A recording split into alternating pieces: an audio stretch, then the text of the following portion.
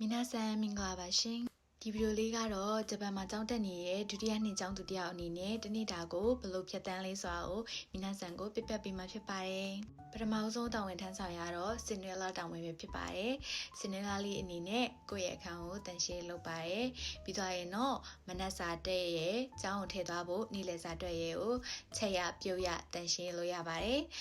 နောက်တစ်ခုကတော့ကျောင်းသားတယောက်ရဲ့တာဝန်အနေနဲ့ကိုယ့်ရဲ့စာအုပ်တွေလိုအပ်တဲ့စာရေးစာတမ်းတွေကိုထည့်ပါမယ်။နောက်ပြီးတော့စင်နလာလေးအနေနဲ့တစ်ဖန်ပြန်ပြီးတော့ဝတ်စားတွေရုပ်ပါမယ်။ဒါကတော့စင်နလာလေးချက်ထားတဲ့ lunch box ပဲဖြစ်ပါတယ်။တော်လို့ရှိရင်တော့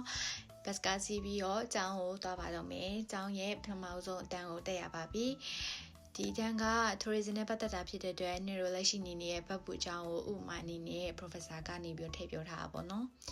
ဒီတန်းပြီးသွားပြီဆိုတော့နောက်မှာတော့ cafeteria ကိုသွားပါမယ် cafeteria ရဲ့အပေါ်တက်ကနေမြင်ရတဲ့ view ပေါ့နော်ပြီးတော့ရင်တော့နေ့လယ်စာစားဖို့အချိန်ရောက်ရှိလို့လာပါပြီစင်နလာလေးချက်ထားတာအကြောင်းသူလေးစားနေရဖြစ်ပါတယ်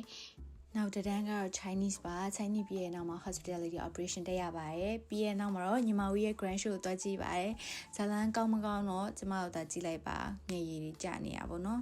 ကြာ bye bye 終わったー